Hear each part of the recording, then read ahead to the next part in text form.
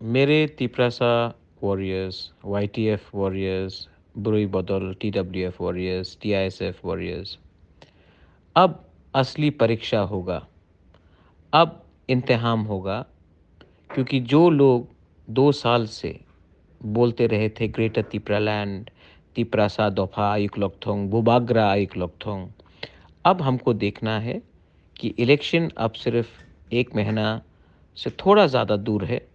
अब हमको मालूम पड़ेगा कि कौन दोफा के साथ है या कौन अपने टिकट के लिए फ़ाइट कर रहा है।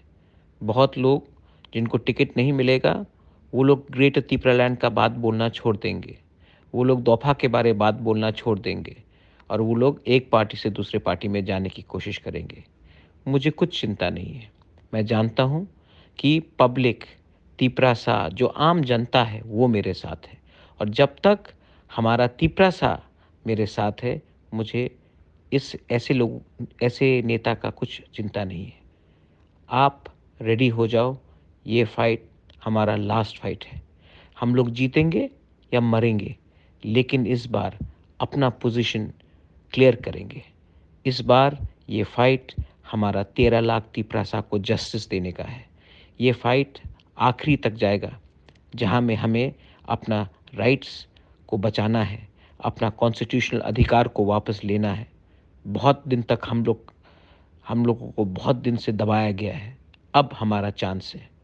फिर से लीडर्स लोग इधर उधर जाने की कोशिश करेंगे, लेकिन आप उन लीडर को पूछना, 2 साल तक आपने ग्रेटर तिप्रालैंड क्यों बोला?